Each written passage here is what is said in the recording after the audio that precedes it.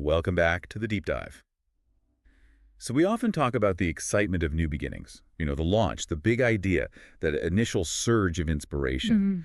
But today, we're tackling something much harder, and I would argue much more important. Yeah, the paradox of keeping things going. Exactly. Sustained momentum. And you see this problem everywhere you look. It could be a nonprofit, a community movement. Or even a personal fitness goal. Right. You get that initial rush, resources, time, enthusiasm. It's all flowing freely. And those first few wins feel amazing, intoxicating even. The momentum feels like a freight train. It does. But then, as our sources really lay out, that movement hits, what, the 2-year mark? Maybe the 5-year mark. And suddenly the fire is just gone. It's just teetering on the edge of drift. Yeah, and we are, I think, culturally programmed to celebrate the launch. The short-term visible success. Oh, absolutely. But that long-term generational impact, that's the really rare thing. Our sources argue that the greatest untapped potential isn't in, starting a whole new wave of initiatives. No, it's in nurturing the ones that already exist.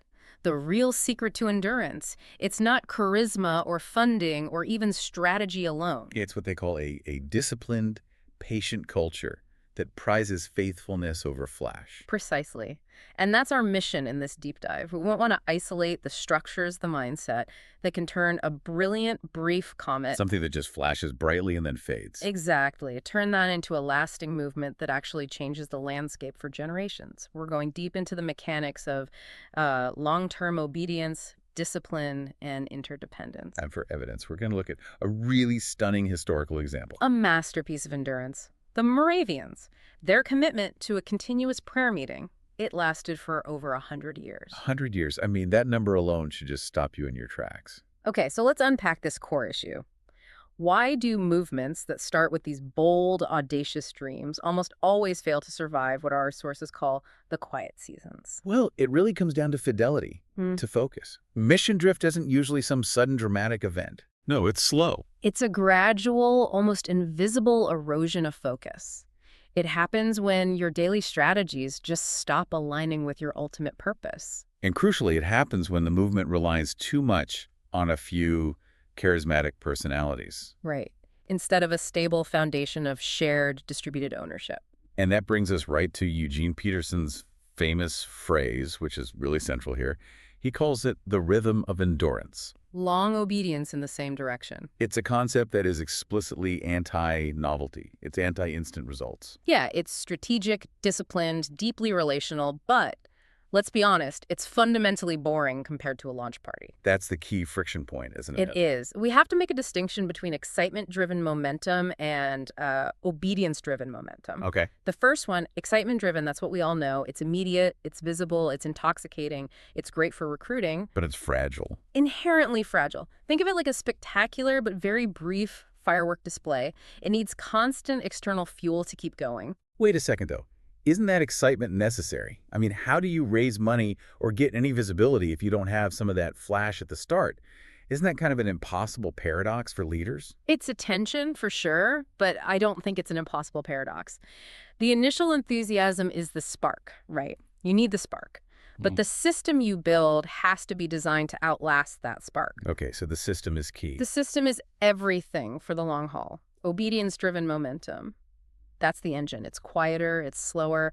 It flows from these repeated, often unseen acts of faithfulness over decades. Like a river carving a valley. Exactly. You don't see the change day to day, but over time, it fundamentally reshapes the entire landscape. So the big takeaway for any leader, really, is that sustained ROI, the investor's mindset, has to value that systematic, long-term faithfulness over the viral short-term trend. And that takes incredible discipline. It really does. This principle, it's rooted in ideas like you find in Hebrews about running the long race with endurance, focused on the destination. Or Galatians, which is almost like a direct warning to organizations. It is. Do not become weary in doing good, for at the proper time we will reap a harvest if we do not give up. The harvest comes from persistence, not just the initial zeal. Which brings us back to the Moravians. They are the gold standard for this, for anyone who doesn't know the story. In 1727, a small, persecuted Christian community in Germany, they decide to start a continuous, non-stop prayer watch. And this wasn't just like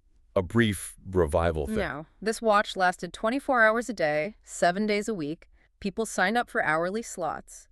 And it went on for over 100 years. A century. So what was the tangible result of all that? That Yeah. systematic, maybe even boring obedience. That continuous prayer fueled the single greatest missionary effort the Protestant church had seen. I mean, within 25 years of starting the Watch, the Moravians sent out more missionaries than all other Protestant groups combined over the previous 200 years. And they went to the hardest places: Greenland, the Caribbean, South Africa. Their internal structure, that continuous decentralized prayer commitment, that became the engine for their discipline. Not just the result of it. Exactly. It proved that these lasting movements are fueled by consistent, disciplined faithfulness, by structures that are designed to hold steady when personalities and resources, they inevitably fluctuate. That's the critical connection. It's the infrastructure of faithfulness. So if we want that level of endurance, whether you're running an NGO or a software team, we have to cultivate that ecosystem. Right. And our sources really simplify this into 3 essential pillars for sustainable momentum. Okay, let's get into them. The first pillar is obedience anchored in vision. It's easy to say yes to the first exciting thing. That's the spark. But it's the thousands, yes, isn't it? The one that's mundane and nobody sees. Yeah. That's what shapes your destiny. That's it. Leaders have to relentlessly, constantly link the present effort, even the boring admin tasks or the difficult maintenance, to that long-term, enduring purpose. And that link is so hard to maintain because the daily grind feels totally disconnected from the big, audacious goal. How do you keep that tethered? You look at examples like Hudson Taylor. He pioneered missions in China for over 5 decades. His vision wasn't just to start a mission. Yeah, he was total immersion. Total immersion in the culture. His sustained obedience meant decades of hardship, cultural conflict, logistical nightmares. But his persistence, that long series of small, hard decisions to stay aligned with his core method, even when everyone was pressuring him to change, that's what allowed the China Inland Mission to succeed for decades. So pillar 1 is about that individual commitment to the vision. Which means the critical counterweight has to be pillar 2. Interdependence over individualism. This is a huge one. Movements built on just one charismatic person are ticking time bombs. Absolutely. When that person burns out or leaves or retires, the whole thing collapses. Longevity demands distributed responsibility, shared leadership. Going back to the Moravians again, their reliance on those interlocking prayer watches was an organizational marvel. Yeah, you're right. It ensured no single person was acting in isolation. And crucially, the core activity could never stop just because one leader was sick or traveling. The vision and the labor were shared. The modern parallel is so stark. We've all seen startups or nonprofits that were wildly successful under a visionary founder. And then what happens 5 years after they leave? It crumbles because all the intellectual and sort of spiritual capital was centralized in one person. It's the difference between building a personal brand and building an institution. If your entire organization relies on one person's energy, you are limited by that one person's lifespan and capacity, period. So modern movements have to invest heavily in intentional mentoring, in collaborative teams, in accountability structures that are designed to survive the founder. Yes, designed to survive. That structural resilience is everything. Mm-hmm. Which leads us to the final pillar, pillar 3. A vision beyond immediate results. Impatience is the enemy. Especially in our culture of immediate feedback, it's the #1 enemy of endurance. You have to adopt a radical long-term perspective. You do. You have to learn to value the spiritual or relational or cultural fruit that is often invisible in the short term. Look at the biblical leaders who modeled this. Abraham obeyed a promise he would never fully see. Moses led a people he wouldn't get to settle with in the Promised Land. They were laboring with eternity in view. They knew the true outcome might ripen centuries later. That is an extremely countercultural metric for success. So endurance really demands that we anticipate the hard seasons. Yeah. We have to prepare structures for those inevitable dark nights. The periods of really slow results, deep fatigue, resistance, discouragement. And here's a critical insight from the sources, I think. Yeah. This dark night season, it's not a sign of failure. No, not at all. It's often a necessary phase of maturation, of refinement. Think about refining gold. The intense heat is what removes the impurities. We see this with Elijah, right, under the broom tree. A perfect example. He just had this massive victory, but he was isolated, exhausted, overwhelmed. He felt like his mission had failed. And how did God meet him? Not with more fireworks, with quiet nourishment. And a reminder that momentum is not always loud or visible. That is such a vital message for anyone leading in a quiet season. Momentum isn't always marked by visibility. But alongside those quiet seasons, you also have to actively guard against mission drift. That's the subtle peril. Because drift is silent erosion. Yeah, and it's often camouflaged by cultural accommodation. We just tweak the message a little to appeal to a wider audience. Or it's camouflaged by just being busy. Right.